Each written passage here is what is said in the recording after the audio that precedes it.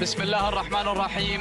مشاهدينا ومستمعينا في كل مكان، أسعد الله صباحكم وطابت جميع أوقاتكم بكل خير ومحبة وسرور. من هنا من أرضية ميدان الشحانية، ميدان ال3 كيلومترات، نرحب بحضراتكم في هذا السباق التمهيدي الصيفي الخامس الذي يقام هنا للمرة الخامسة على التوالي في هذا الموسم الصيفي، سائلين المولى عز وجل أن يديم الأمن والأمان على دولتنا الحبيبة وعلى جميع الدول الإسلامية. بسم الله وعلى بركة الله تتم هذه الانطلاقة الموفقة لأول أشواط هذا الصباح المخصص لفئة المفاريد البكار من مسافة 1500 متر، 27 مشاركا في الشوط الأول الرئيسي. نبدأ بالبداية وضربة البداية والمقدمة في هذه اللحظات مع الشحانية، تعود ملكيتها لسعادة الشيخ جاسم بن أحمد بن مبارك العبد الرحمن الثاني، بينما الدور والنقلة عند المركز الثاني. من تتواجد هنا الحدا تعود ملكيتها لسعد بن سالم بن حمد بن هولي النعيمي، الدور عند المركز الثالث. من تتواجد الشاهينية لحمد بن علي بن راشد بن هاشم الفهيدة. ننتقل للمركز الرابع، ومن تتواجد على رابع المراكز في هذه اللحظات القدوم من آفاق عبد الهادي بن هديب بن سالم الجربوعي. ننتقل للمركز الخامس، الوصول من زود لراشد بن عوض بن حمد بن حلفان المري. هذه النتيجة. نعود إلى شعار سعادة الشيخ جاسم بن أحمد بن مبارك الثاني مع الشحانية في أرضية ميدان الشحانية. الله، الشحانية تحمل رقم 1 وهي على رقم 1. الشحانية في المقدمة، ولكن وصلوا هل الطلايب الله تصل وتتقدم هنا. من تتقدم هنا مشاهدين الكرام؟ زود، ومن الجانب الأيمن الوصول من سكر وزود، ولكن الشحانية صامدة صمود الجبال السود. سلام الشحانية، سلامنا وتحياتنا إلى شعار سعادة الشيخ جاسم بن أحمد بن مبارك آل عبد الرحمن الثاني على فوز الشحانية وتحقيقها بناموس هذا الشوط الأول. المركز الثاني وصلت على مستوى المركز الثاني زود لراشد بن عوض بن حمد بن حلفان. المركز الثالث الوصول من سكر لراشد بن سعيد بن جوهر الفيصل. أما المركز الرابع وصلت على المركز الرابع راهية لراشد بن عبد الله بن مسفر المخضوبي. المركز الخامس تصل على خامس المراكز غدير البريك بن طالب بن هادي بن أهلي المري. هذه النتيجة مشاهدينا ومستمعينا الأفاضل. بسم الله ما شاء الله تبارك الرحمن، أعداد هائلة للغاية، 27 مشاركا أو 28 مشاركا في هذا الشوط الأول في هذا السباق التمهيدي الخامس الصيفي الذي يقام هنا برعاية كريمة من اللجنة المنظمة لسباقات الهجن العربية الأصيلة هنا في دولتنا الحبيبة دولة قطر، مشكورة على كل ما تقوم به من تميز وأيضا خدمة لهؤلاء الإخوة المشاركين من أبناء هذه الشريحة الكبيرة. هذه هي لحظة وصول الشحانية إلى خط النهاية، قاطعة مسافة 1500 متر في زمن مقداره 2 11 ثانية 29 جزءا من الثانية. مرة أخرى نهني سعادة الشيخ جاسم بن أحمد بن مبارك العبد الرحمن الثاني، والثانية موصولة لمضمر الشحانية عبد الله بن سالم بن فهد الملامقة الهاجري، نقول له مبروك. المركز الثاني دخول كما نشاهد على شاشة قناة الريان الفضائية، دخول جماعي ما بين زود وأيضا ما بين سكر، ولكن ناخذ التوقيت الزمني لهذين الاسمين ويكون التحكيم من قبل اللجنة المنظمة لسباقات الهجن المختصة في هذه الأمور. هذه لحظة وصول هذين الاسمين سكر وأيضا زود، قاطعة المسافة في 2 11 ثانية 51 جزءا من الثانية. مرة أخرى نهني مالك سكر راشد بن سعيد بن جوهر الفيصل، والتهنئة موصولة أيضا لمالك زود راشد بن عوض بن حمد بن حلفان المري. أما المركز الثالث فوصلت فيه وصلت في المركز الثالث راهية قاطعة المسافة في دقيقتين 11 ثانية 75 جزء من الثانية. تهانينا لراشد بن عبد الله بن مسفر المخضوبية المري. إذا مشاهدينا ومستمعينا الأفاضل، هكذا كانت نهاية هذا الشوط الأول الرئيسي الذي خصص لفئة البكار لهذا سن المفاريد في هذا السباق التمهيدي الخامس الصيفي الذي يقام هنا على أرضية ميدان ال3 كيلومترات بمنطقة الشحانية. وهذا السباق الذي يحظى بحضور كبير وجمهور غفير وأيضا مشاركة أيضا كبيرة كما نشاهدها على شاشة قناة الريان الفضائية. بسم الله وعلى بركة الله تتم هذه الانطلاقة الموفقة لهذا الشوط الأول الرئيسي المخصص للمفاريد القعدان. نبدأ ونتعرف مع المقدمة ومع المركز الأول. هذا هو الشامخ تركي بن سعيد باللجبع الخيارين مع المركز الأول مع الشامخ. الدور والنقلة عند المركز الثاني. من يتواجد على مستوى المركز الثاني؟ مبعد لسعد بن مبارك بضعيف. نابت مع مبعد على المركز الثاني. المركز الثالث الوصول والتقدم من متعب لعلي بن صالح بن جابر الشرقي. الدخول والتسلل على المركز الرابع في هذه اللحظات من قبل يصل للطام لسالم بن خجيم بن سالم العذبة. أما المركز الخامس فالوصول والتقدم في هذه اللحظات من جلاد لسعيد بن شفيع بن علي الفهيدة هذه النتيجة، هذه نتيجتنا للمراكز الخمسة الأولى. مسافتنا هي 1500 متر، يتبقى منها 600 متر. هنا تفصلنا عن خط النهاية والصدارة مع الشامخ اللي من البداية وهو من يشمخ بقدومه وأيضا بشعاره المميز على المركز الأول. الشامخ تعود ملكيته لتركي بن سعيد باللجبع الخيارين. الله يا الشامخ، ولكن هنا دير بالك يا مالك الشامخ. أرى القادمين والواصلين هنا جلاد لسعيد بن شفيع بن علي الفهيدة هنا على مستوى المركز الثاني. المركز الثالث الوصول والتقدم من هملول طالب بن عبد الهادي بن طالب الشهواني. أما المركز الرابع يصل ويتسلل هنا جبار لسالم بن جابر بن سالم بن لزي وحال بحيح. ولكن المقدمة والصدارة هنا مع الشامخ ولكن بن لزيوح خطير. بن لزيوح مع جبار. الشامخ جبار والشامخ. اللحظات الأخيرة الله جبار هنا يحسم هذا الشوط من صالحه. تهانينا والناموس لمالك جبار سالم بن جابر بن سالم بن لزي وحال بحيح على فوزه وتحقيقه بناموس الشوط الأول للمفاريد في هذا السباق التمهيدي الخامس الصيفي. المركز الثاني يصل الشامخ لتركي بن سعيد باللجبع الخيرين. المركز الثالث يصل على المركز الثالث العالمي لصالح بن حمد بن راشد البريص. المركز الرابع يصل على المركز الرابع جلاد لسعيد بن شفيع بن علي الفهيدة. المركز الخامس إذن المركز الخامس سنوافيكم به بإذن الله تعالى مع مخرج هذا النقل الحي والمباشر محمد بن خزينة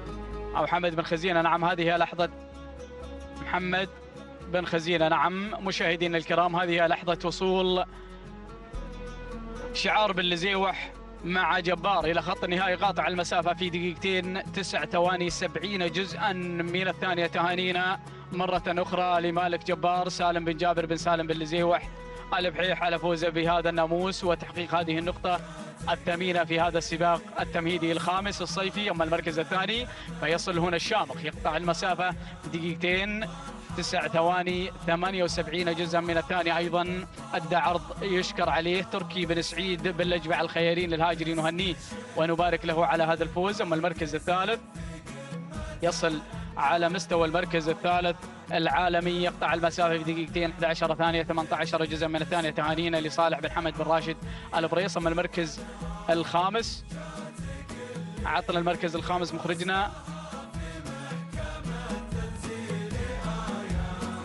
إذن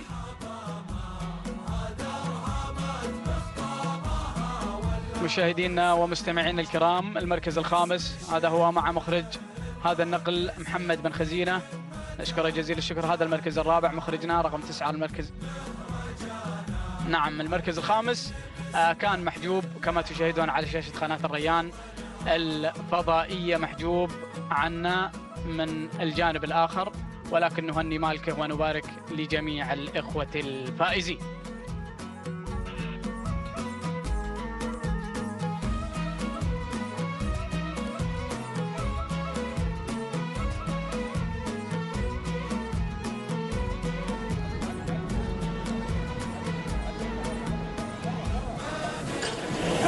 أسعد الله صباحكم بكل خير وطابت جميع أوقاتكم أيها المستمعين الأعزاء. السلام عليكم ورحمة الله وبركاته. تستمر هذه الأشواط وينطلق الشوط الثالث بحفظ من الله ورعايته، وهذا الشوط مخصص للمفاريد الابكار. يحمل هذا الشوط في طياته 23 اسم، 23 شعارا تتحدى على ارضيه هذا الميدان لكي تكسب الناموس والانتصار. نبدا مع الصداره لكي نرى القائده على المركز الاول المملوك العلي بن حمد بن محمد آل بحيح المري، بينما ثاني المراكز وثاني التحديات نرى القدوم هنا من عسيلة على ثاني المراكز وثاني التحديات سعادة الشيخ جاسم بن أحمد بن مبارك آل عبد الرحمن آل ثاني، بينما ثالث المراكز نرى شعار أبو شريدة من الجانب الأيمن على ظهر حصانه حمد بن صالح بن حمد أبو شريدة العذبة، بينما رابع المراكز نرى القدوم هنا من قبل كتارة راشد بن علي بن محمد بن راشد بن انديله المري. اما خامس المراكز نرى هنا اجتياح لراشد بن محمد بن عبد الله الزقيب المري. يا سلام الله، نعود الى الصداره ونعود الى كتاره على المركز الاول مع راشد بن علي بن محمد بن راشد بن انديله، ولكن حصانه من الجانب الايمن ابو شريده هنا رافع رايه التهديد، ولكن بن انديله هنا يشرد بالناموس، يشرد بالانتصار. نرى هنا ابو شريده يحاول على ثاني المراكز، بينما ثالث المراكز خود سالم بن حمد بن صالح ابو شريده العذبه، ولكن نعود الى كتاره تفجر المنافسه هنا، وهنا تحصل على الشوط الثالث.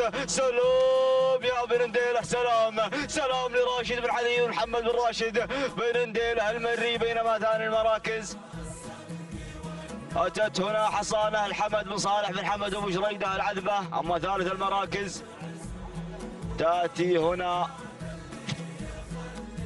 خود لسالم بن حمد بن صالح ابو شريده العذبه. اما رابع المراكز كان الوصول من قبل المستشاره محمد بن علي بن حمد العلي المري. اما خامس المراكز كان القدوم من قبل اجتياح راشد بن محمد بن عبد الله الزكيب المري. تهانينا والف مبروك لصاحب كتارة لانتزاع هذا الشوط الثالث. تهانينا والف مبروك راشد بن علي بن محمد بن راشد انديله المري. قطعت هذه المسافه اجتياح او كتارة نعم بدقيقتين 11 ثانيه 38 جزءا من الثانيه. تهانينا والف مبروك راشد بن علي بن انديله المري. بينما ثاني المراكز اتت هنا حصانه وقطعت المسافه في دقيقتين 11 ثانيه 66 جزءا من الثانيه. تهانينا والف مبروك لحمد بن صالح بن حمد ابو شريده العذبه. اما ثالث المراكز تاتي هنا خود وتقطع المسافه في دقيقتين 14 ثانيه وجزئين من الثانيه. تهانينا والف مبروك لسالم بن حمد بن صالح ابو شريده العذبه. تهانينا والف مبروك لجميع الفائزين.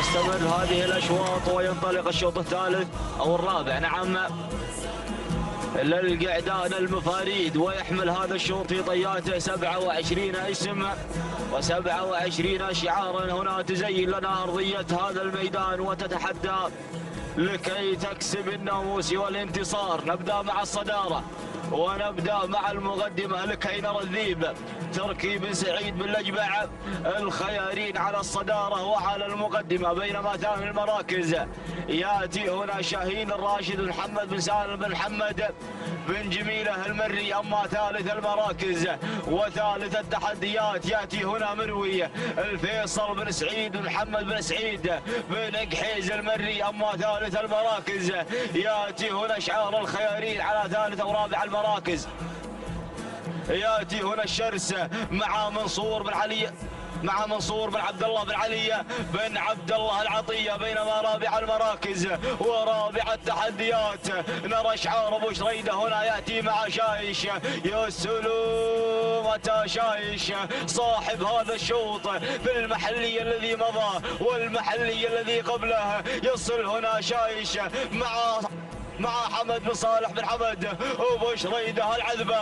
اما خامس المراكز وخامس التحديات سياف السعد بن سالم بن علي السعد بن سالم بن حمد النعيمي. نعود الى الصداره ونعود الى شايش، نعود الى ابو شريده هنا على الصداره وعلى المقدمه. هنا شايش مع حمد بن صالح بن حمد وابو شريده المري يريد ان يضيف النقطه الثالثه في رصيده يا شايش، ولكن نرى الدخول، نرى بن نديله هنا يتسلل مع شاهين محمد بن علي بن محمد بن راشد بن نديله. شاهين وشايش، ولكن شاهين هنا يفجر هذه المنافسه ويضيف النقطه الثانيه لعزبه بن نديله. سلام بن نديله سلام، تهانينا والف مبروك لصاحب شاهين محمد بن علي بن محمد بن راشد بن نديله المري. بينما ثاني المراكز أتى هنا شايش مع حمد بن صالح بن حمد أبو شريده العذبة. بينما ثالث المراكز كان الوصول من قبل الشرس منصور بن عبد الله بن علي بن عبد الله العطية. أما رابع المراكز كان الوصول من قبل سياف سعد بن سالم بن حمد الهولي النعيمي. أما خامس المراكز أتى هنا شاهين الراشد محمد بن سالم بن محمد بن جميلة المري. نعود للتوقيت الزمني لشاهين الذي قطع هذه المسافة في دقيقتين بلا شك و11 ثانية وثلاثة أجزاء من الثانية. تهانينا والف مبروك لمحمد بن علي بن محمد بن راشد بن نديله المري. أما ثاني المراكز أتى هنا شايش وقطع هذه المسافة في دقيقتين 11 ثانية 58 جزء من الثانية. تهانينا والف مبروك لحمد بن صالح بن حمد أبو شريده المري. بينما ثالث المراكز كان القدوم من قبل سياف نعم سعد بن سالم بن حمد الهولي النعيمي، وقطع المسافة في دقيقتين 13 ثانية 42 جزء من الثانية. تهانينا والف مبروك لجميع الفائزين.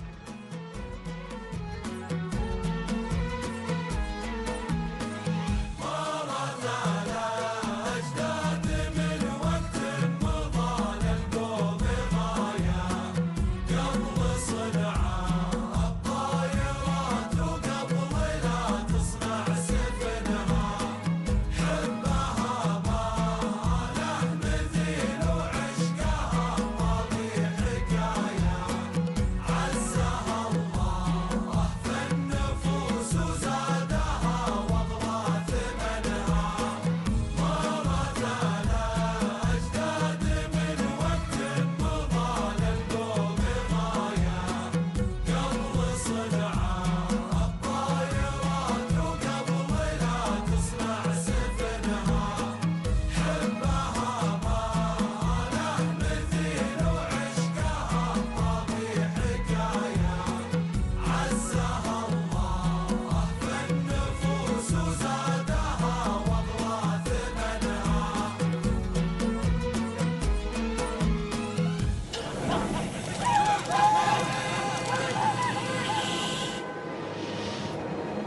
بسم الله وعلى بركة الله أعلنت انطلاقة الشوط الخامس المخصص لسن الابكار. بدأ الصراع الأول، بدأت المعركة الأولى في صباح يوم الجمعة الثاني من شهر أغسطس لعام 2019. نسير لنتعرف على هذه الأسماء مباشرة. 28 اسما مشاركا في هذا التمهيد الصيفي الصيفي الخامس. نبدأ ونتعرف مع بداية المسار الأول. حلو أحمد بن عيسى بن حمد بن محمد الكعبي من يتقدم، بينما القادمة الآن من تصل في هذه اللحظات وصلت الكايدة ناصر بن عبد الله بن علي بن عبد الله العطية. تغيرت الأمور، بدأت الآن تتسلل 10 إلى البداية الأولى. من تنطلق قبة هزاع بن حمد بن صالح بوشريدة يتقدم، بينما ثاني المراكز ثاني المتحدين وصلت الكايدة ناصر بن عبد الله بن علي بن عبد الله العطية، لكن سرعان ما اختلط الحابل بالنابل. ما زالت مقدمة الشوط مع بوشريدة، بينما القادمة والواصلة الله يا هذا القدوم نجاه مبارك بن محمد بن هادي الجربوعي، بينما ثاني المراكز على مستوى المركزي ثاني القادمة الواصلة الله يا لقدوم الشاهينية سعد بن سالم بن حمد الهول النعيمي. تقدم الآن، من يتقدم الآن على مستوى المركزي الأول، بينما ثاني المراكز وصلت في هذه اللحظات ند علي بن صالح بن سالم القوز. ولكن صدارة الشوط وبداية هذا الشوط بهذا الأداء المتميز والمتمكن 100 متر تفصلنا عن النهاية. لكن شوف القادمة الواصلة نجاه، ولكن تهانينا على هذا الفوز وعلى هذا الانتصار لمالك الشاهينية سعيد بن سالم بن حمد الهولي النعيمي. بينما من حلت على المركز الثاني نجاه مبارك بن محمد بن هادي الجربوعي المري. المركز الثالث ند علي بن صالح بن سالم القوز. المركز الرابع وهيلة محمد بن علي بن جابر الفسل المري. من حلت على المركز الخامس حور سالم بن ناصر بن سالم آل حفيظ المري. إذا تهانينا والناموس لمالك الشاهينية سعيد بن سالم بن حمد الهولي النعيمي، قاطعة المسافة في دقيقتين 13 ثانية 98 جزءا من الثانية. بينما من حلت على مستوى المركز الثاني نجاه مبارك بن محمد بن هادي الجربوعي، قاطعة المسافة في دقيقتين 14 ثانية و40 جزءا من الثانية. بينما من حلت على مستوى المركز الثالث ند علي بن صالح بن سالم القوز المري، قاطعة المسافة في دقيقتين 15 ثانية و84 جزءا من الثانية.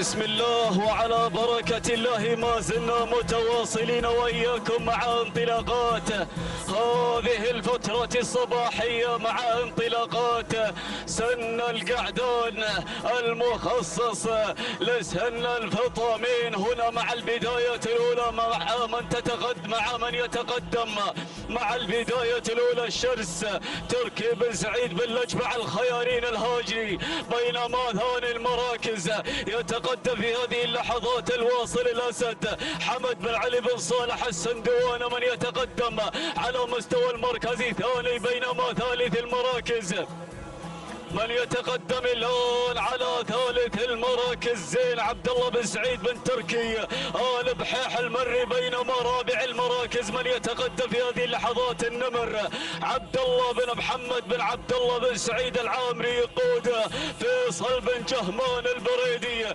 بينما خامس المتحدين والمتنافسين يصل في هذه اللحظات الواصل عز الجيش بدر بن دلهم بن علي آل فهيد الهاجري، ولكن نتحول إلى البداية الأولى مع من يتقدم مع البداية الله يا من يقود المسار زين عبد الله بن سعيد بن تركي آل بحيح، بينما ثاني المتحدين الواصلين من يستمر الضغط المستمر على مستوى المركز الثاني على مستوى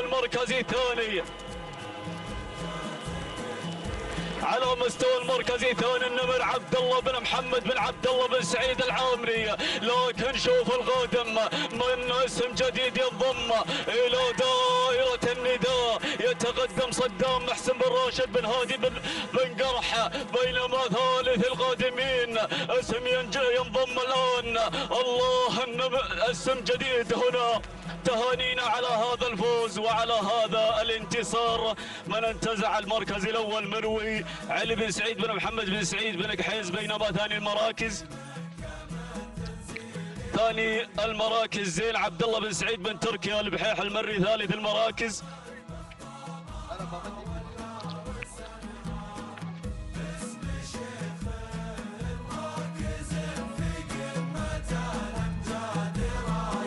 المركز الثالث النمر عبد الله بن محمد بن عبد الله بن سعيد العامري. رابع المراكز صدام محسن بن راشد بن هادي بن علي القرح. خامس المراكز الجنوبي هزاع بن حمد بن صالح ابو شريده العذب. اذا تهانينا والناموس لمالك مروي علي بن سعيد بن محمد بن سعيد بن قحيز من حل على مستوى المركز الاول. تهانينا على هذا الفوز من حسم الامور في الامتار النهائيه، فتهانينا على هذا الفوز والانتصار قاطع المسافه دقيقتين 13 ثانيه و68 جزءا من الثانيه. بينما من حل على مستوى المركز الثاني مروي علي بن سعيد بن محمد بن سعيد بن قحيز قاطع المسافه في دقيقتين.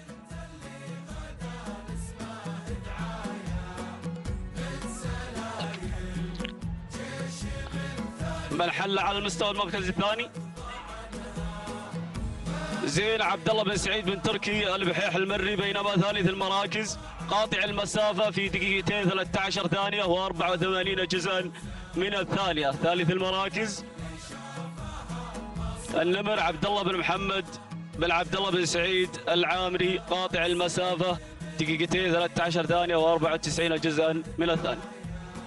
تهانينا والناموس لجميع الفائزين.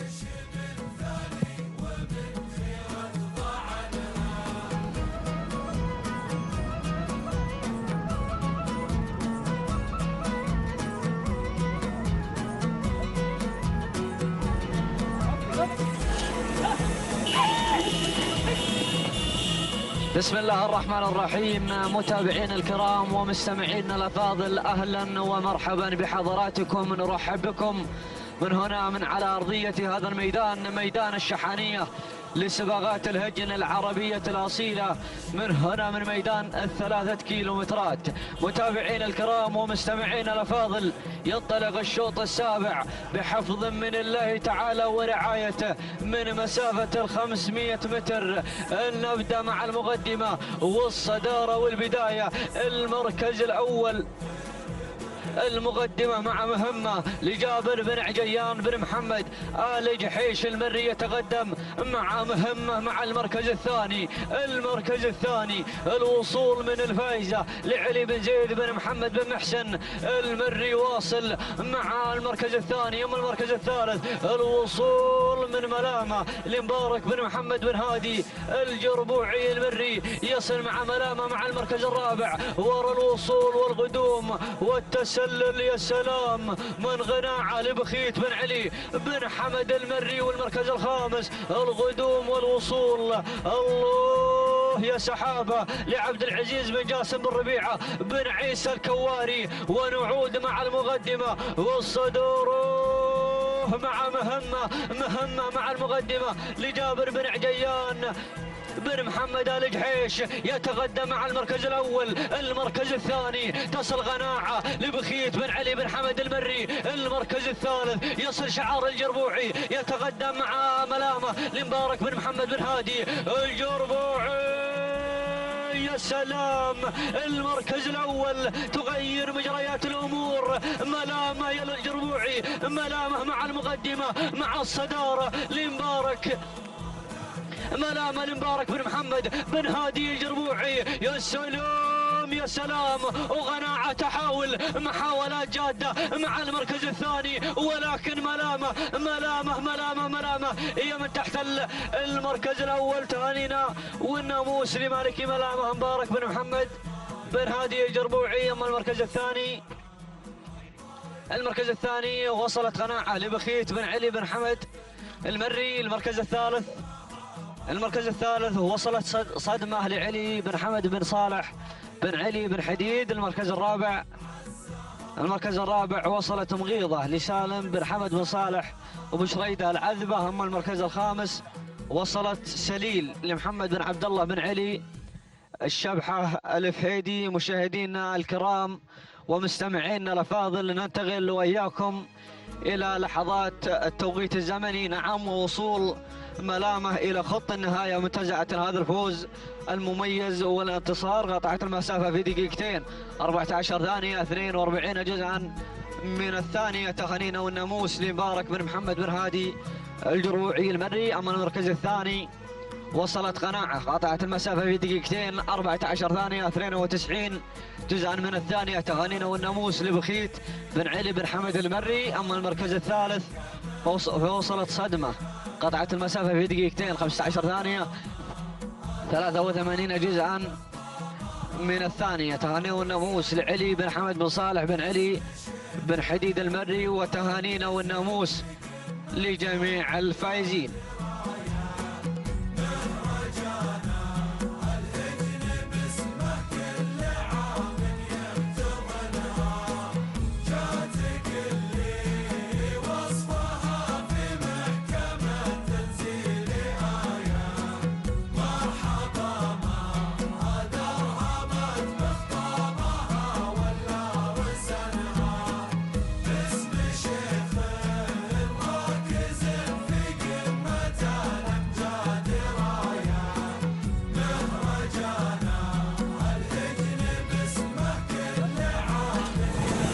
إذا متابعينا الكرام ومستمعينا الأفاضل التواصل مستمر من هنا من على أرضية هذا الميدان ميدان الشحانية. وينطلق بحفظ الله تعالى وتوفيقه الشوط الثامن المخصص للقعدان المفاريد من مسافة 1500 متر. نبدأ ونبحر مع الصدارة والمقدمة والمركز الأول والصدارة والمقدمة مع عناد لراشد بن بطي بن محمد الحسن يتقدم مع عناد مع المركز الأول. أما المركز الثاني فالوصول من العمال لمحمد بن صالح بن حمد بن صالح بن حديد. يليه مع المركز الثالث من الجانب الأيمن الوصول من عز لسالم بن جابر بن محسن الجربوعي. والقدوم والوصول من حرب لجار الله بن حمد بن محمد بن ضرمان المري. أما المركز الخامس فالقدوم والوصول من غزيلان لسالم بن جار الله بن سالم بن مسعود مسعود بوشريده، ونعود مع المقدمة والصدارة مع عناد، نعم عناد لراشد بن مطي بن محمد الزعبي يتقدم مع المقدمة والصدور. يا سلام. أما المركز الثاني وصاحب نقطة، نعم عناد صاحب نقطة في أحد المحليات. أما المركز الثاني القدوم والوصول من انطلاقة غزيلان لسالم بن جار الله بن سالم بن مسعود بوشريده، وار الوصول والتقدم والتسلل من غازي لبندر بن عبد الله بن فالح بن ظافر الهاجري، والمقدمة يا سلام معك يا بوشريده، معك يا بوشريده مع المقدمة، وارصد الوصول، ارصد القدوم من الراسي لبريك بن محمد بن سالم بن محمد بن جميل يتقدم مع المركز الأول. الله المقدمة مع الراسي، والمركز الثاني يتقدم هنا الوصول من غزيلان يحاول، ولكن الصدارة خلاص مع الراسي. واسعد الله صباحك على هذا الفوز المميز وعلى هذا الانتصار. تهانينا لبريك بن محمد بن سالم بن حمد بن جميلة. هم المركز الثاني الغدوم من غزيلان لسالم بن جار الله بن سالم بن مسعود بوشريده. هم المركز الثالث وصل عز لسالم بن جابر بن محسن الجربوعي. اما المركز الرابع وصل غازي لبندر بن عبد الله بن فالح بن ظافر الهاجري. اما المركز الخامس وصل هداد لراشد بن محمد بن مبارك بن علي المري. مشاهدينا الكرام مستمعينا الافاضل نهني، نعم مشاهدينا الكرام مستمعينا الافاضل نهني مالك الراسي بريك بن محمد بن سالم بن محمد بن جميلة على فوز الراسي وتحقيقه بالمركز الأول في هذا الشوط، شوطنا الثامن. أهو تشاهدونه عبر شاشات قناة الريان الفضائية. قاطع المسافة في دقيقتين 15 ثانية 20 جزءا من الثانية. تهانينا والناموس لمالك الراسي بريك بن محمد بن سالم بن محمد بن جميلة. هم المركز الثاني في الوصول من غزيلان، قطع المسافة في دقيقتين 15 ثانية 70 جزءا من الثانية. تهانينا لبريك بن محمد بن سالم او مشاهدينا الكرام ومستمعينا الافاضل سالم بن جار الله بن سالم بن مسعود بوشريده. هم المركز الثالث وصل عز، قطع المسافة في دقيقتين 16 ثانية 86 جزءا من الثانية. تهانينا والناموس لسالم بن جابر بن محسن الجربوعي المري. تهانينا والناموس لجميع الفائزين.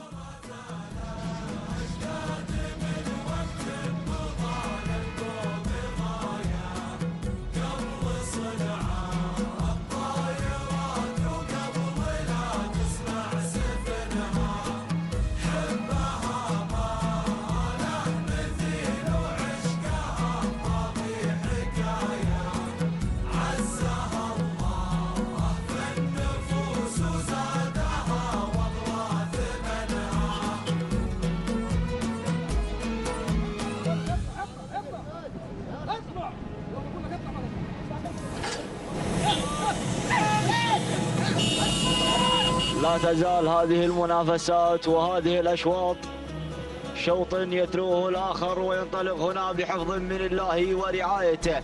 الشوط التاسع للإبكار المفاريد يحمل هذا الشوط 24 اسم 24 شعارا هنا تزين لنا أرضية هذا الميدان. نبدأ مع الصدارة ونبدأ مع المقدمة هنا لكي نرى مثايل على المركز الأول مبارك بن محمد بن علي الجربوعي المري هنا على المركز الأول وعلى الصدارة. بينما تان المراكز وتان التحديات نرى هنا القدوم من قبل ملامح على تان المراكز وتان التحديات مع أحمد بن عيسى بن حمد بن محمد الكعبي. بينما ثالث المراكز تأتي هنا حدث لمنصور بن فيصل بن مبارك العجب الشهواني. أما رابع المراكز نرى هنا القدوم والدخول من قبل حاملة رقم 11 معهم.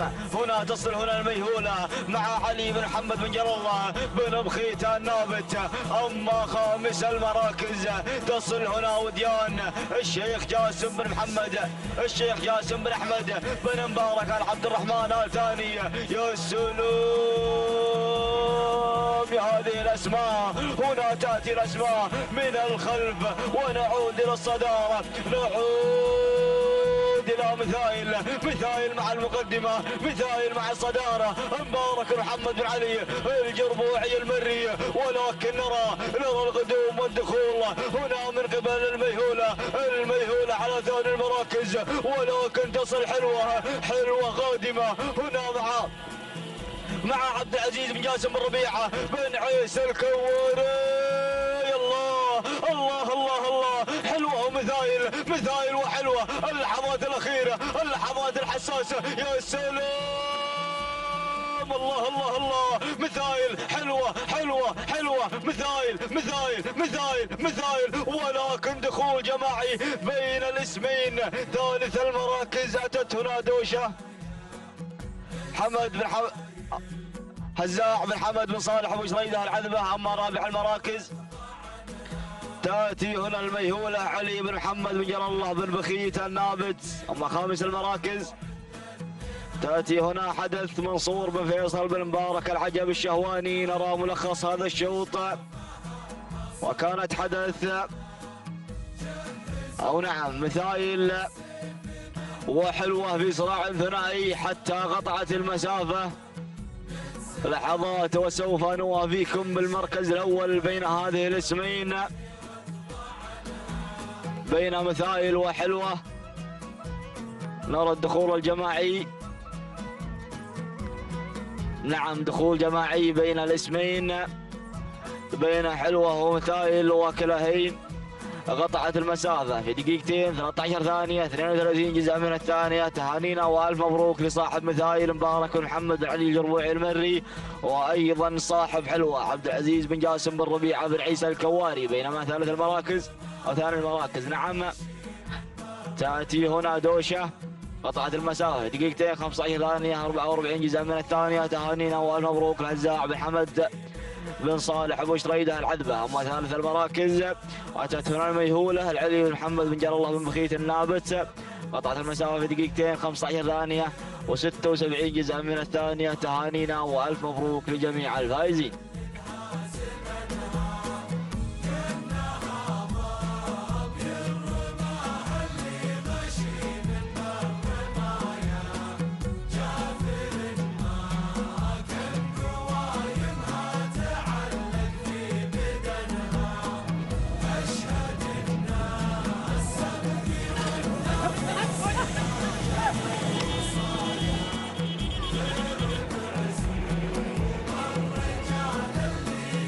ينطلق الشوط هنا العاشر بحفظ من الله ورعايته، باسمه نبدأ وعليه نتوكل ونطلب منه السداد والتوفيق والنجاح.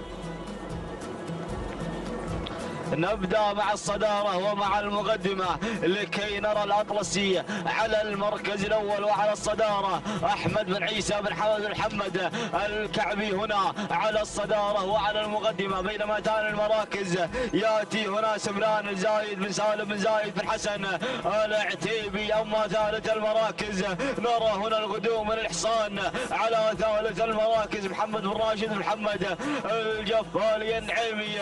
أما رابع المراكز ورابع التحديات ياتي هنا مزعل علي بن سعيد بن سالم بن زيوح بن مسعود المري. اما خامس المراكز وخامس التحديات ياتي هنا على خامس المراكز ياتي الرباع سالم بن صقر بن سالم بن راشد المريخي. ونعود الى الصداره، نعود الى الاطلسي على المقدمه. ولكن نرى هنا الشمالي قادم سعيد بن راشد البخيت الحميدي بن مقارح الشمالي هنا يتسلل الى الصداره والى المقدمه. بينما الاطلسي على ثاني المراكز نرى بن صاحب نقطتين في صباح هذا اليوم. يصل هنا شجاع بن نديله قادم علي بن محمد بن علي بن محمد بن نديله المري. الله غلب الطاوله، غلب هذه الموازين بن نديله، غلب هذه الموازين. اسعد الله صباحك يا علي بن محمد العلي بن محمد بن نديله المري على هذا الفوز وهذا الانتصار. سلام يا شجاع، سلام وسلام يا بن نديله، سلام. تهانينا والف مبروك العلي بن محمد العلي بن نديله المري. بينما ثاني المراكز اتاه هنا الاطرسي مع احمد بن عيسى بن محمد الكعبي. اما رابع المراكز او ثالث المراكز نعم اتى هنا الشمالي مع سعيد بن راشد بن بخيت الحميدي بن مقارح. بينما رابع المراكز ياتي هنا سياف المحسن بن علي بن راشد الهميمي المري. اما خامس المراكز ياتي مرهب محمد بن علي بن حمد بن علي المري. نعود الى التوقيت الزمني لشجاع الذي انتزع المركز الاول في هذا الشوط. تهانينا والف مبروك لك يا بن ديله، واسعد الله صباحك على هذا الفوز والانتصار.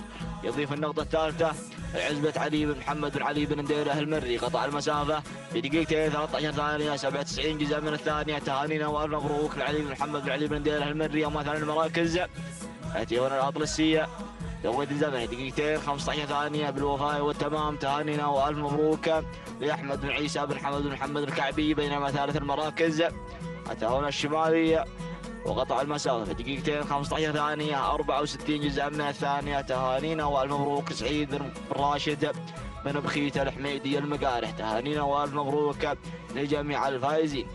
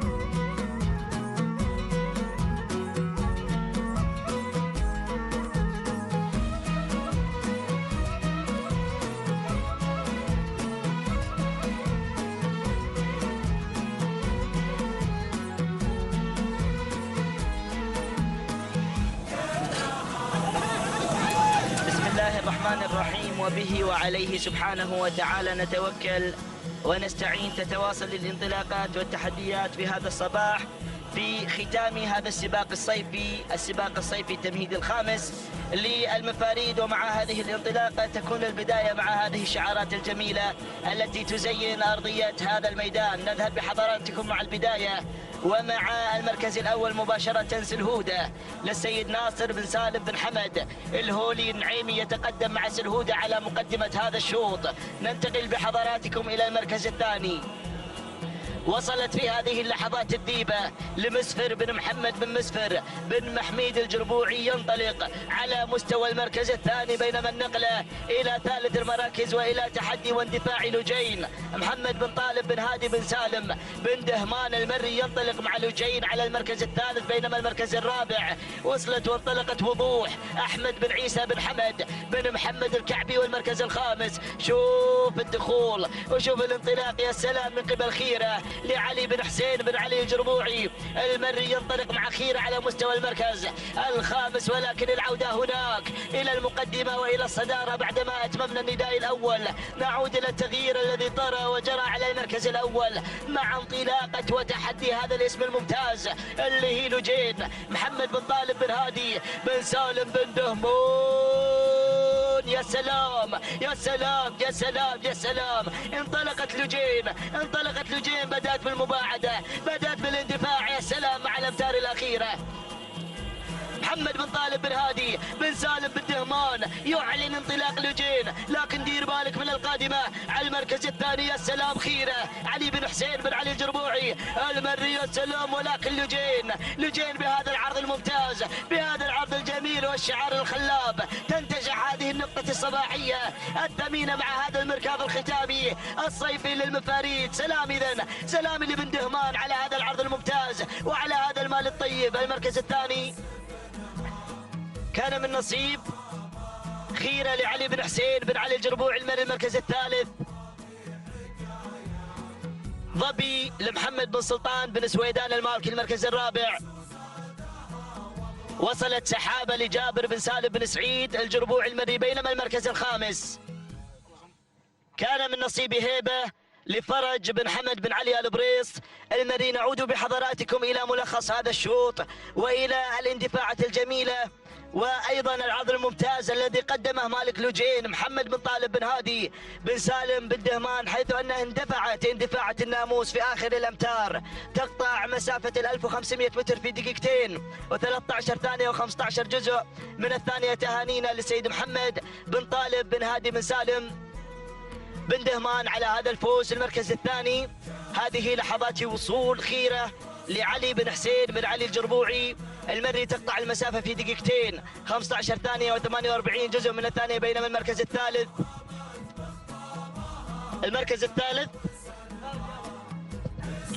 كان مع انطلاقة ظبي لمحمد بن سلطان بن سويدان المالكي، تقطع المسافة في دقيقتين 15 ثانية و54 جزء من الثانية.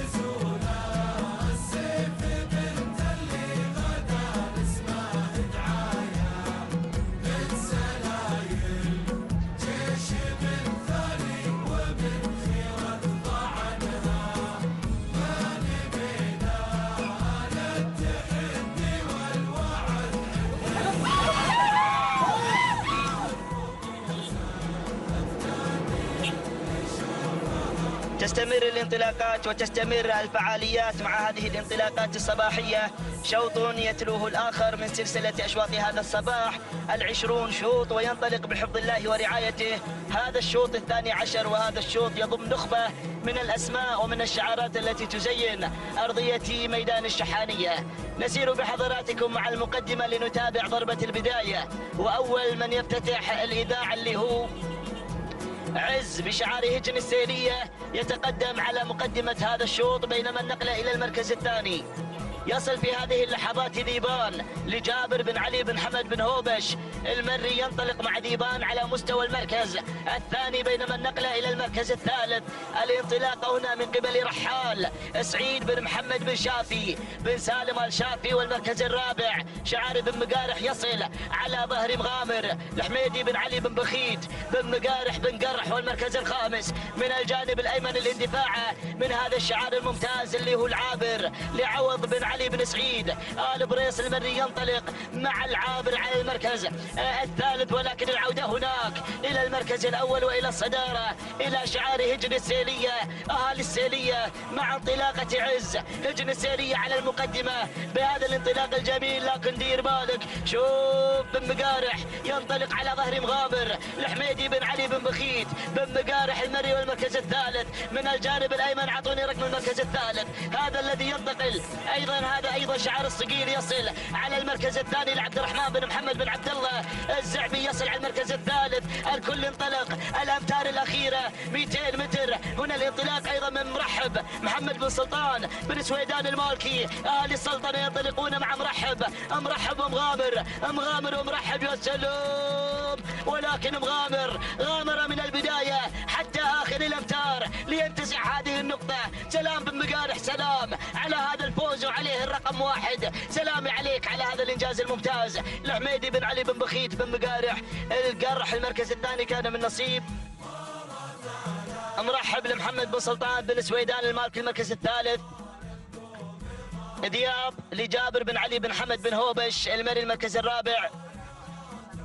الواصل لجابر بن سالم بن جابر الجربوع المري، بينما المركز الخامس حل فيه بارود لوليد بن محمد بن إبراهيم السيد.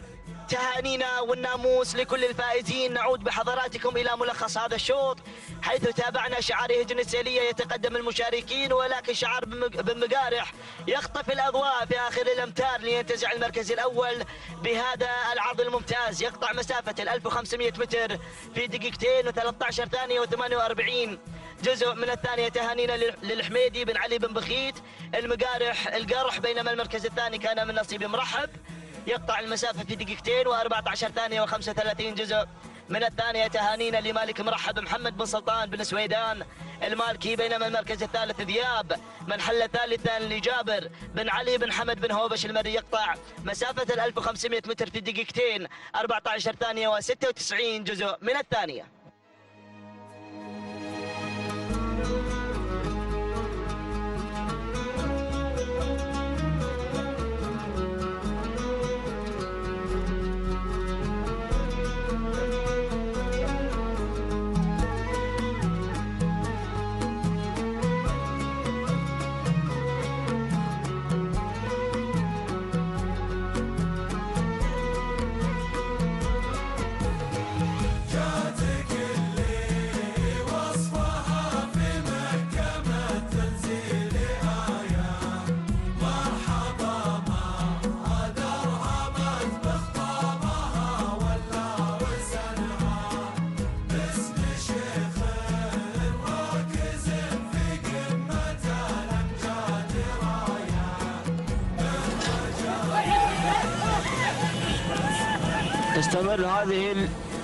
تستمر هذه الانطلاقات وتستمر هذه الأشواط، شوط ويتلوه الآخر ينطلق بحفظ من الله ورعايته.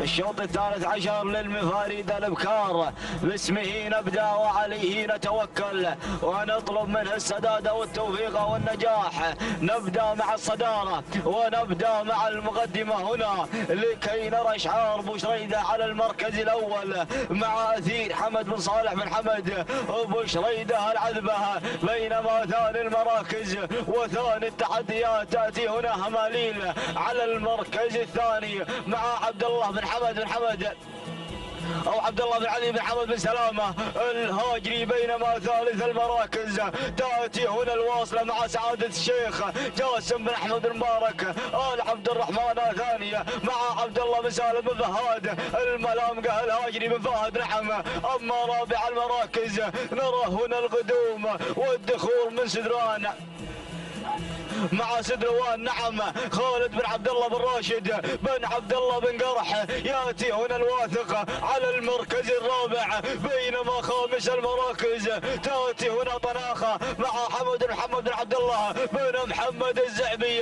نعود الى ابو شريده، ولكن نرى الواصله هنا تتسلل للصدارة، تتسلل للمقدمة مع سعادة الشيخ جاسم بن أحمد بن مبارك ثانية، وهنا بن فهاد المتابعة والمراقبة وعملية التضمين. أبو شريدة يحاول على ثاني المراكز، أبو شريدة الواصلة أثير الله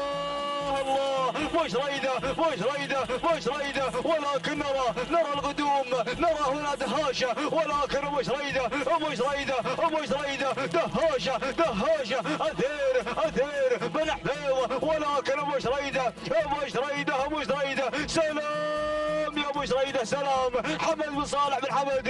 أبو شريدة العذبة بينما ثاني المراكز تأتي هنا دهاشة سالم بن ناصر بن سالم الحفيظ المري، بينما ثالث المراكز أتت هنا الواصلة سعادة الشيخ جاسم بن أحمد بن مبارك عبد الرحمن الثاني مع عبد الله بن سالم بن فهد الملامقة الهاجري، بينما رابع المراكز تأتي هنا أماليل عبد الله بن علي بن حمد بن سلامة الهاجري. نعم.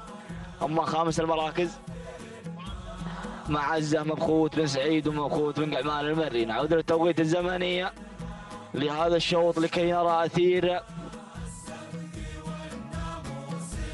مع أثير الحمد بن صالح بن حمد أبو شريدة العذبة. قطعت هذه المسافة في دقيقتين 13 ثانية 21 جزء من الثانية. تهانينا وألف مبروك لحمد بن صالح بن حمد أبو شريدة العذبة. بينما ثاني المراكز أتت هنا هاشة وقطعت المسافة في دقيقتين 13 ثانية 97 جزء من الثانية. تهانينا وألف مبروك لسالم بن ناصر بن سالم الحفيظ المرية.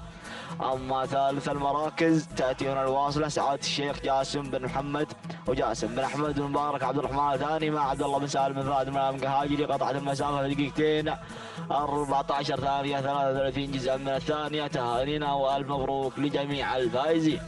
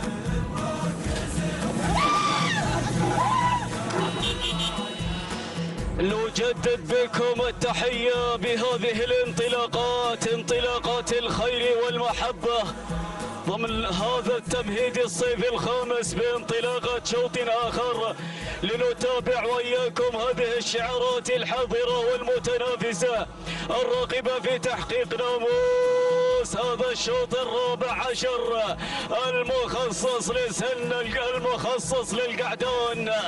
هذا اليوم هو ختام التمهيدي الصيفي. من هو سعيد الحظ باختطاف هذا الشوط؟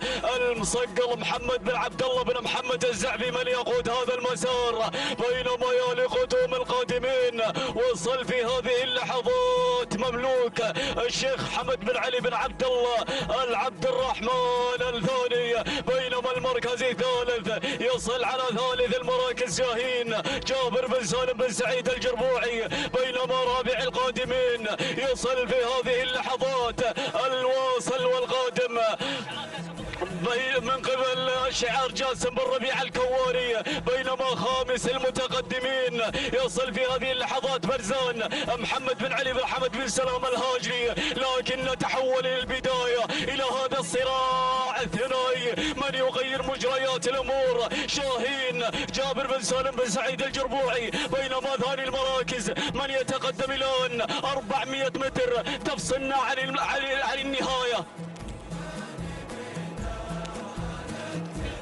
المركز الثاني الله يا سلام مملوك الشيخ حمد بن علي بن عبد الله العبد الله، لكن المركز الثالث الواصل القادم مبلش راشد بن محمد بن راشد الخديعة. الله يا سلام، بينما المركز الرابع يصل في هذه اللحظات برزان محمد بن علي بن حمد بن سلام، لكن تغيرت مجريات الامور، انطلق الى البداية. سلام على هذا الفوز وعلى هذا الانتصار. مملوك شاهين مملوك الشيخ حمد بن علي بن عبد الله العبد الله الثاني من حصل على المركز الاول، بينما ثاني المراكز شاهين جابر بن سالم بن سعيد الجربوعي المري، بينما ثالث المراكز مبلش راشد بن محمد بن راشد آل خديعة المري، بينما رابع المراكز برزان محمد بن علي بن حمد بن سلامة الهاجري، بينما من حل على المركز الخامس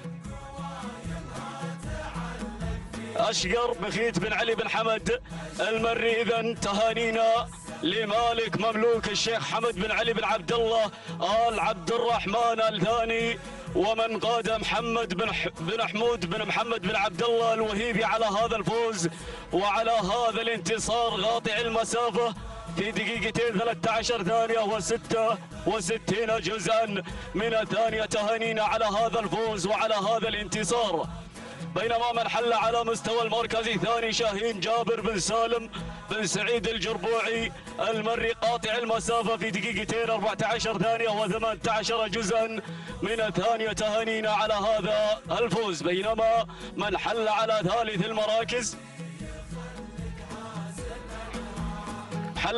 ثالث المراكز مبلش راشد بن محمد بن راشد آل خديعة. تهانينا على هذا الفوز وعلى هذا الانتصار لجميع الفائزين قاطع المسافة في دقيقتين و14 ثانية و52 جزءا من الثاني.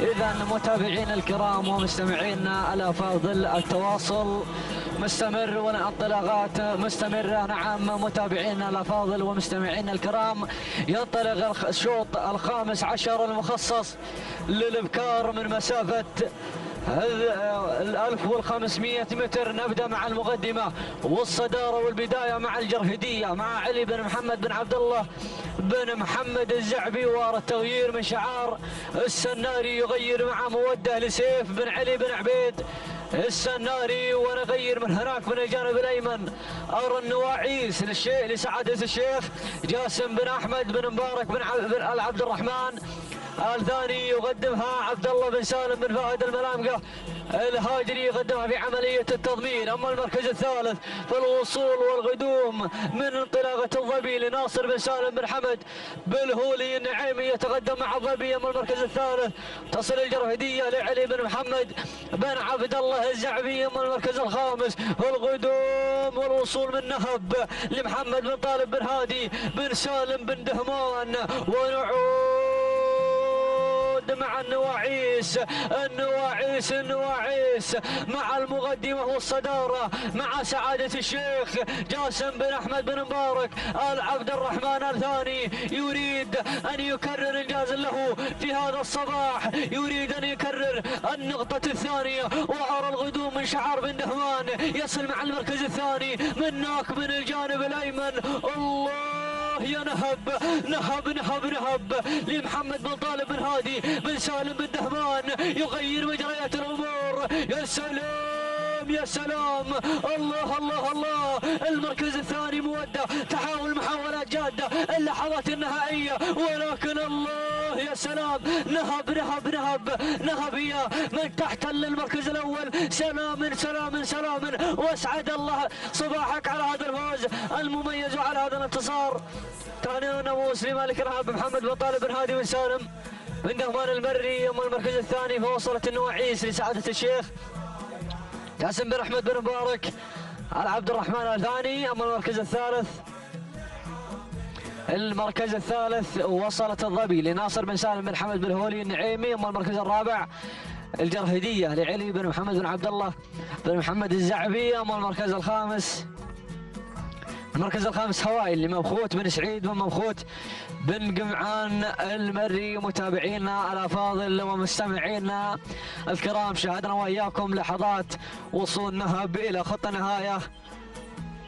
قاطعت المسافه في دقيقتين 11 ثانيه و9 اجزاء من الثانيه. تهانينا وناموس لمالك نهب محمد بن طالب بن هادي بن سالم بن دهمان. اما المركز الثاني وصلت النواعيس، قاطعت المسافة في دقيقتين 12 ثانية 25 جزءا من الثانية. تهنئة وناموس لسعادة الشيخ جاسم بن أحمد بن مبارك آل عبد الرحمن الثاني. ولا نود أن نهني المضمر المميز عبد الله بن سالم بن فهد الملامقة الهاجري. أما المركز الثالث فوصلت الظبي، قاطعت المسافة في دقيقتين 12 ثانية 61 جزءا من الثانية. تهنئة وناموس لمالك الظبي ناصر بن سالم بن حمد بالخولي النعيمي. تهانينا مشاهدينا الكرام ومستمعينا الافاضل والناموس لجميع الفائزين.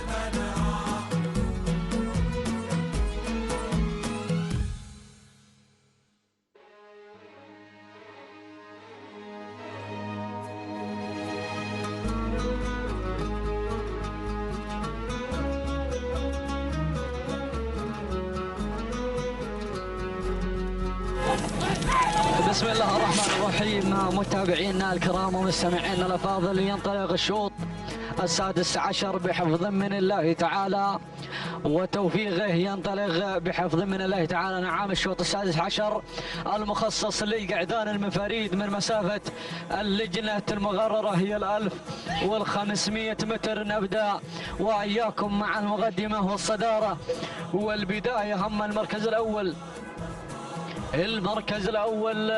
الأول مخلاب لجابر بن علي بن سالم بن عامر العمري، يتقدم مع مخلاب مع المركز الأول. المركز الثاني الغدوم والوصول من دالوب لناصر بن سالم بن ناصر آل حفيظ المري. أما المركز الثالث فيصل ويتقدم من هناك من الجانب الأيمن، يصل مشاهدينا ومستمعينا الافاضل شعار بن سلامه، يتقدم ويصل مع مصوت نعم لناصر بن علي بن حمد بن سلامه. نبدا ولكن الوصول مع المركز الرابع. نعم، القدوم والوصول من انطلاقه نايف لهجن السيليه. اما المركز الرابع فالقدوم والوصول من رمز لفيصل بن وسام بن سلطان بن سعد الهاجري، يصل ويتقدم مع انطلاقه رمز. والمركز الاول والصداره يغير مجريات الامور بن سلامه مع مصوت لناصر بن علي بن حمد بن سلامه الهاجري. والمركز الثاني يصل ويتقدم نايف لهجن السيليه مع المركز الثاني. والمركز الثالث الله الله الله، المركز الثالث يصل رمز مع شعار بن وسام لنعم فيصل بن وسام بن سلطان بن سعد الهاجري. والمركز الرابع الله ارصد الوصول والقدوم. الله الله الله، ظبيان لمحمد بن علي بن محمد بن راشد بن انديله، يصل ويتقدم مع المركز الرابع. المركز الخامس يصل، يا سلام، الله الله الله، القدوم من شعار بن جبران مع عز لعلي بن طحنون بن جابر الجبران. ولكن تهنئه لمالك مصوت ما يحتل المركز الاول لناصر بن علي بن حمد بن سلام الهاجري. المركز الثالث وصل ظبيان لمحمد بن علي بن محمد بن راشد الانديله. هم المركز الثالث وصل رمز لفيصل بن وسام بن سلطان بن سعد الهاجري. المركز الخامس وصل في عز لعلي بن طحنون بن جابر الجبران المري. مشاهدينا الكرام ومستمعينا الافاضل، شاهدنا واياكم لحظات وصول وانطلاق مصوت الى خط النهايه مع شعار بن سلامه، ونعد نهنيه على فوزه وتحقيقه بالمركز الاول. قطع المسافه في دقيقتين 13 ثانيه 34 جزءا من الثانيه. تهانينا وناموس لمالك مصوت ناصر بن علي بن حمد بن سلامه الهاجري. المركز الثالث وصل نايف، قطع المسافه في دقيقتين 13 ثانيه.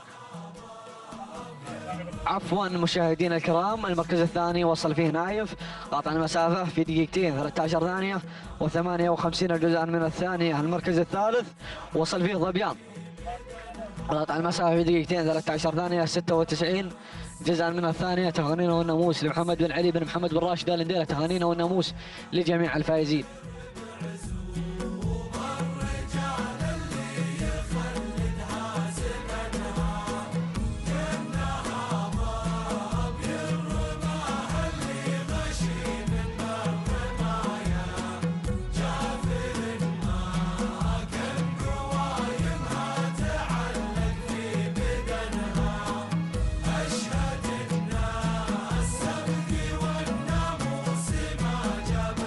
الصايا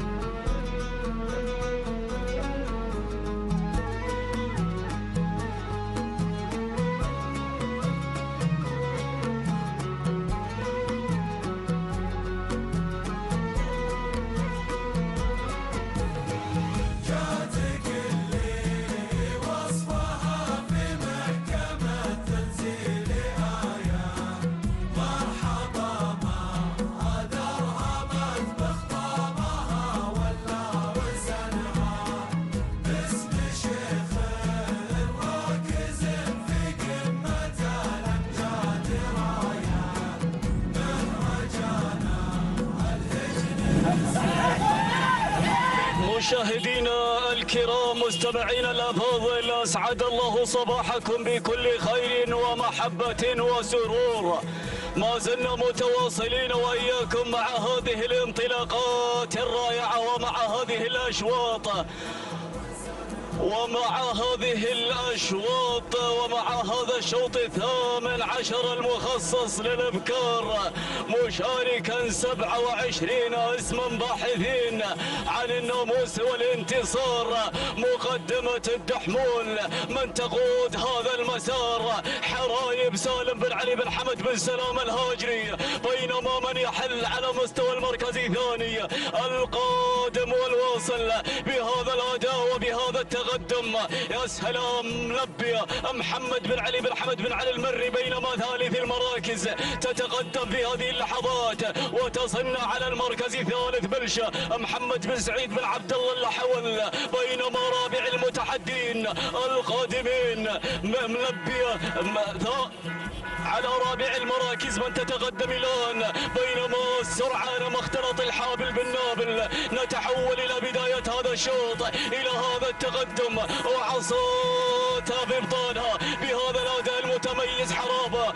سالم بن علي بن حمد بن سلام. لكن ثاني المراكز أرى الوصول من نسايم حسن بن عبيد بن علي بن عبيد السناري 400 تفصلنا عن النهاية يا سلام. بينما ثالث المراكز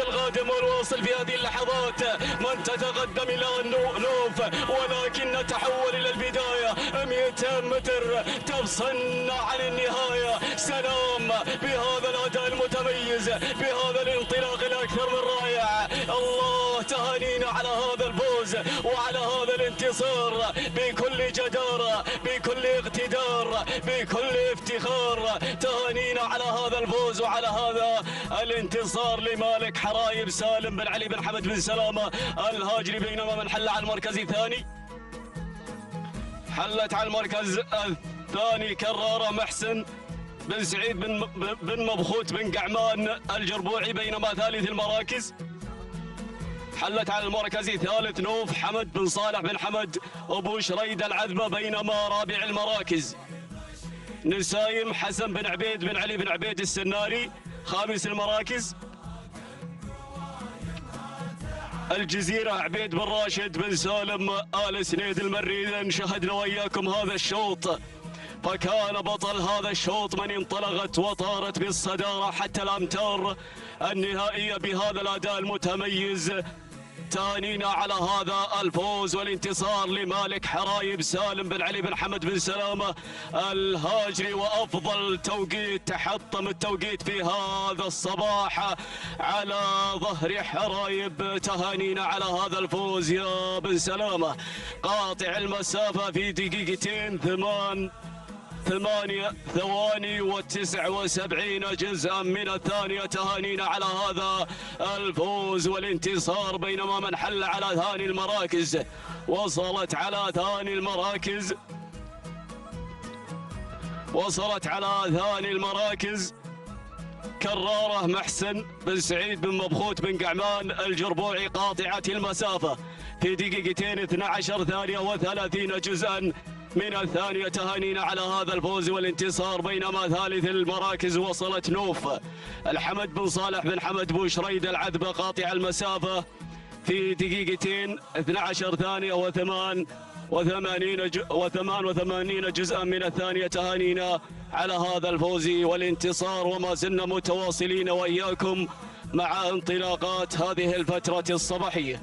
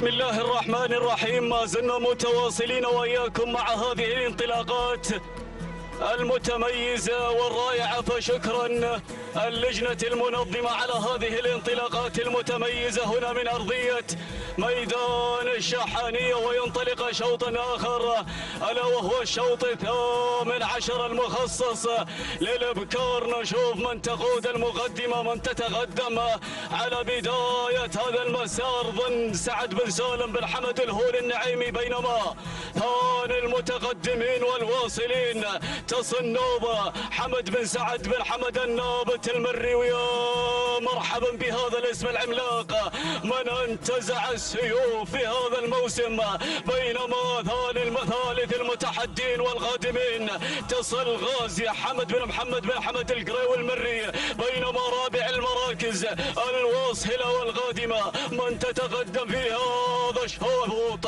وفي هذا المسار الواصلة على مستوى المركز الرابع.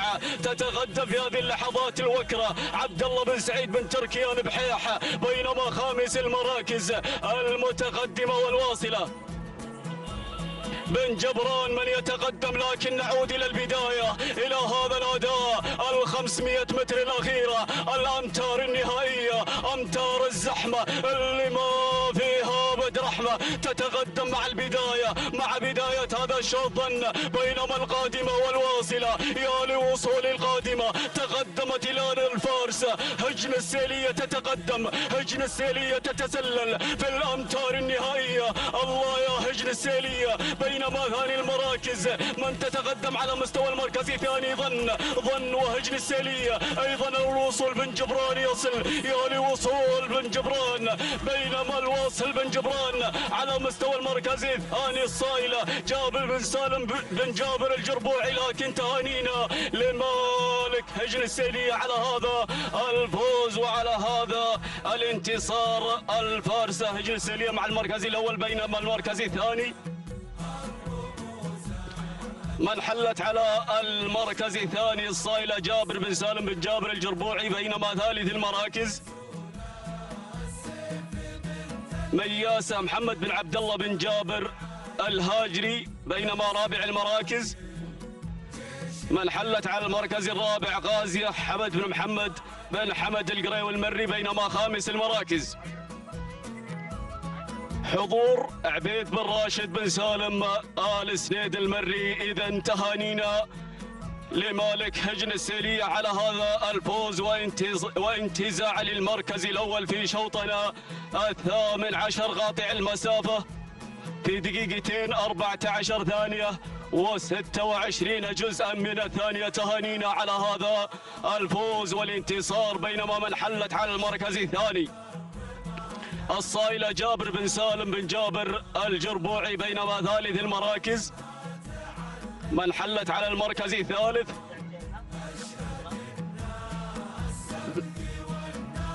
من حلت على المركز الثالث مياسة محمد بن عبد الله بن جبر الهاجي قاطع المسافة في دقيقتين 14 ثانية و74 جزءا من الثانية.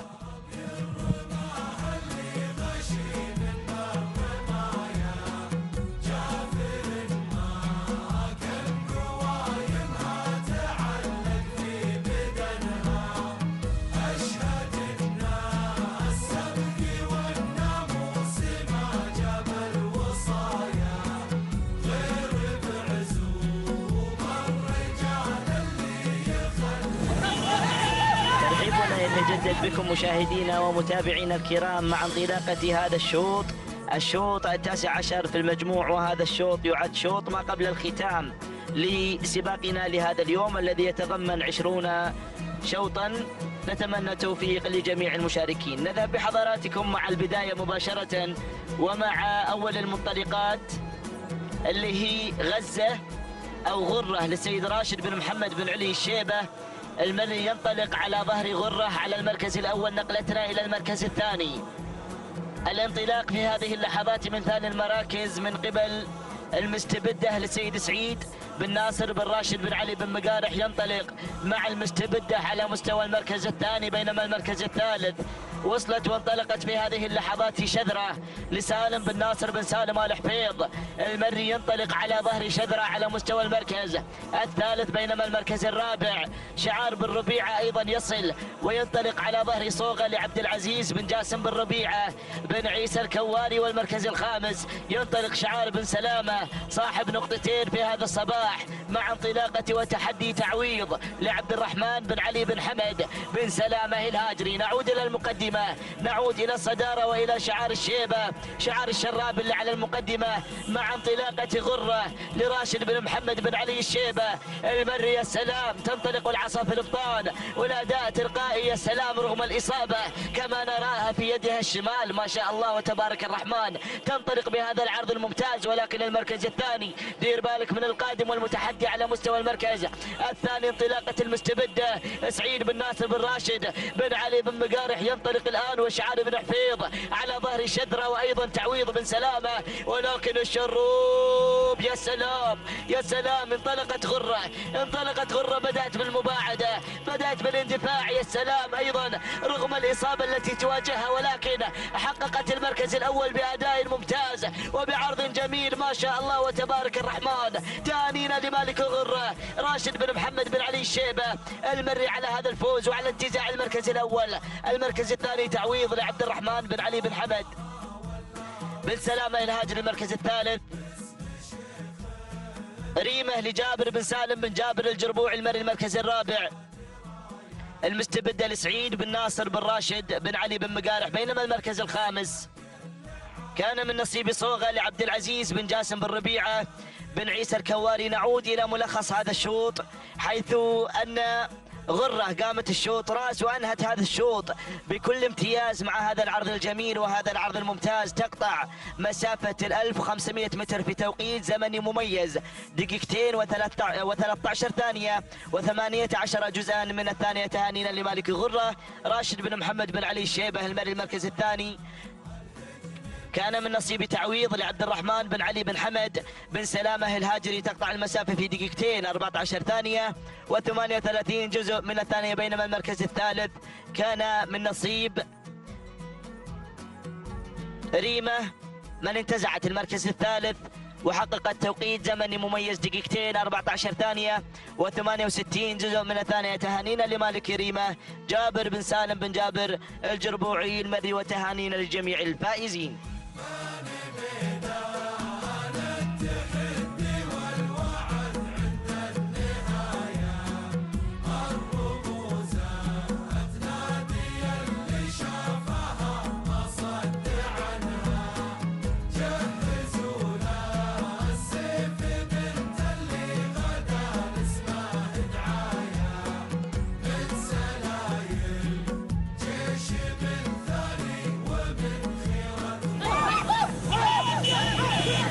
ترحيبنا يتجدد بكم مشاهدينا ومتابعينا الأفاضل، متابعين قناة الريان الفضائية. ينطلق بحفظ الله ورعايته هذا الشوط العشرون، وهذا هو شوط الختام الذي يتضمن 27 اسم. كما نرى هذا الازدحام الكبير من هذه الشعارات المميزة. ينطلق هذا الشوط، ومع هذه الانطلاقة يكون التحدي والبداية مع شعار هجن السيرية على ظهرها بايب من تتقدم المشاركات. نقلتنا إلى المركز الثاني، الوصول في هذه اللحظات من قبل شواهين لخالد بن وسام بن سلطان بن سعد الهادري. ينطلق مع شواهين على مستوى المركز الثاني. بينما النقلة إلى المركز الثالث وإلى انطلاقة نجود لعبد الله بن محسن بن عبد الهادي بن علي بن نديلة. ينطلق مع نجود على مستوى المركز الثالث. المركز الرابع الاندفاع من قبل هنادي عبد الله بن سعيد بن تركي آل بحيح المري. ينطلق شعار الباز على ظهرها نادي. بينما المركز الخامس وصلت وانطلقت جمرة لسالم بن علي بن سعيد آل بريس المري. هذا هو النداء الأول أتممناه على مسامعكم. لنعود مباشرة ونتحول إلى شعار بن وسام من يتصدر المشاركات مع انطلاقة شواهين خالد بن وسام بن سلطان بن سعد الهاجري. لكن دير بالك من الواصلة نجود عبد الله بن محسن بن عبد الهادي